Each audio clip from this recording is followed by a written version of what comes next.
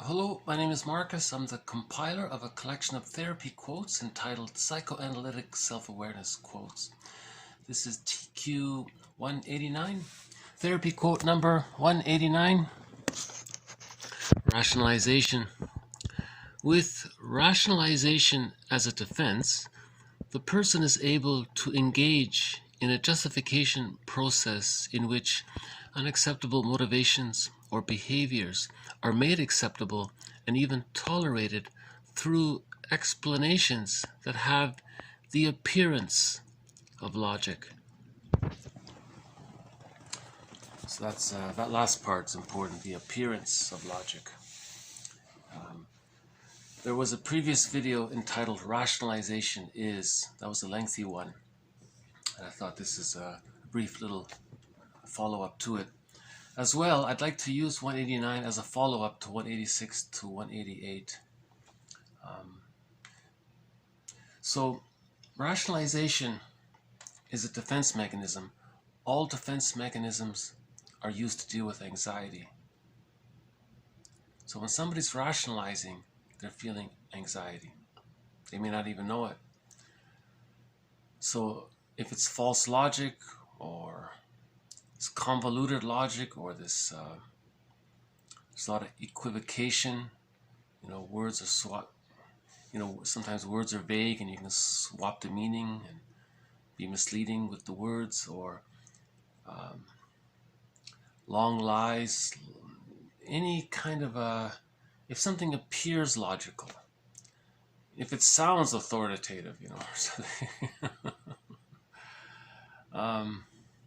if it's convincing, but it's a lie, but if it's convincing, then we can say it's a rationalization, justification process. So I'm tying this in with 186 to 188 because rationalization is part of the mechanism of the mind, maneuver of the mind, to support externalization, to support projective identification, to support splitting. Okay?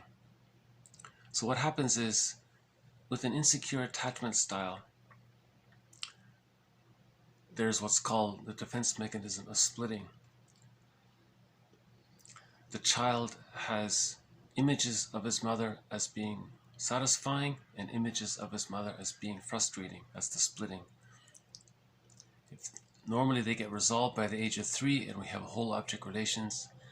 That means the child had a secure attachment style and he can achieve his individuation, have access to his real self and the capacities of the real self, and so on.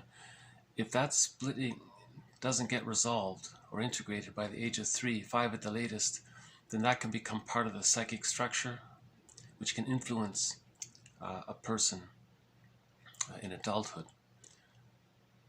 So, as a follow-up to the video just made, if an adult with psychic splitting feels anxiety, depending on how much, I suppose, they can refer to their psychic structure of splitting, okay, whereby the baby dealt with anxiety by splitting the images of his mother as being rewarding and as being sometimes satisfying and loving and sometimes rejecting and withdrawing. And all the negative feelings or unpleasant feelings are split off, disassociated, and associated with the rejecting image of the mother. So now, as an adult, if the person feels any anxiety, what does the adult do that could represent the adult version of what the baby did?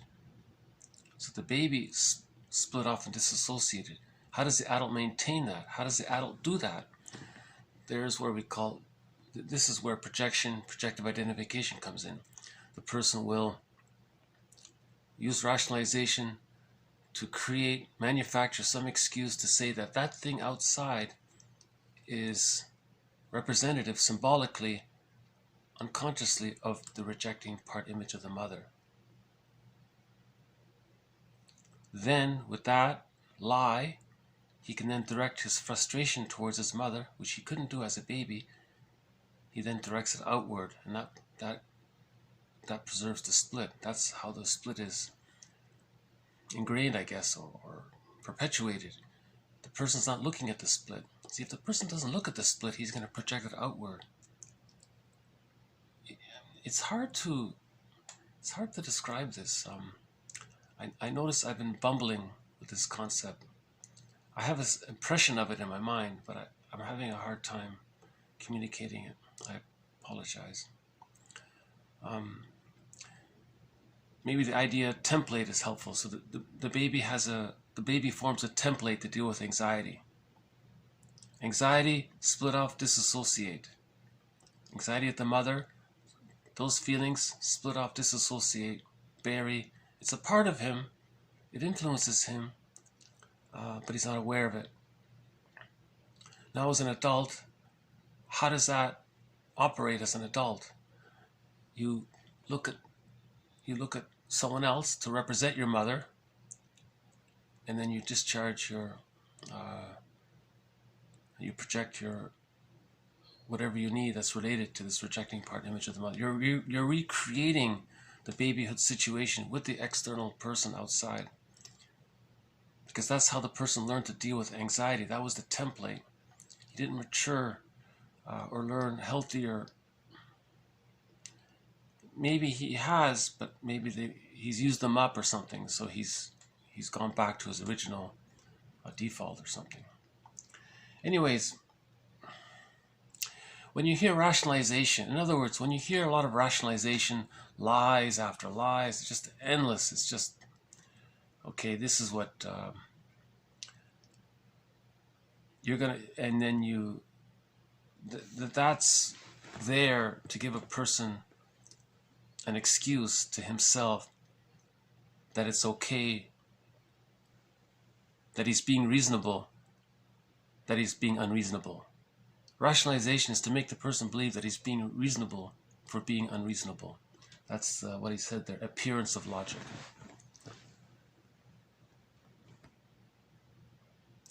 That's why Kristen Wilson said, if you're not in your feeling body, if you haven't integrated the split images of other and yourself, you're not making sense.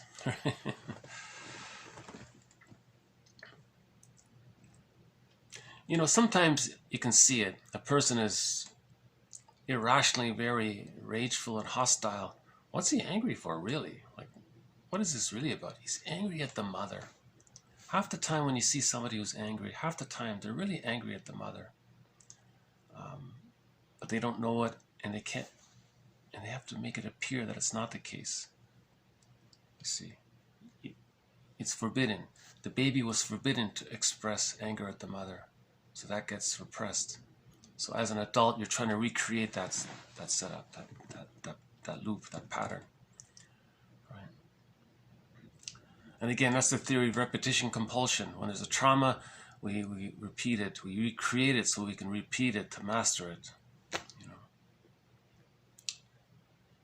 Okay, so I thought I would try to add a little more information about rationalization and link it with splitting and projective identification, externalization, scapegoating, and prejudice, of course.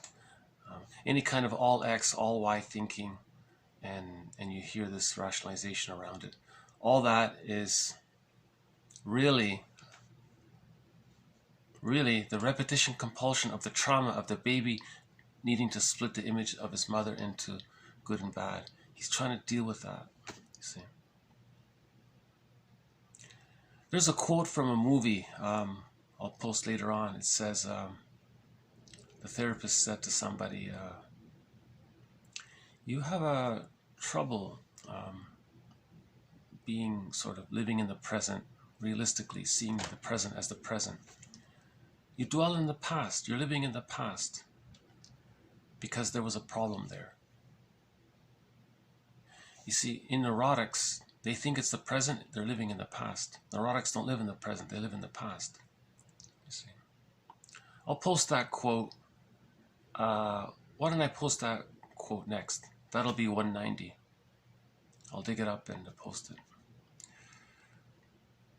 Okay, so thank you very much. This has been 189. 190 will be next. Thank you. Bye for now.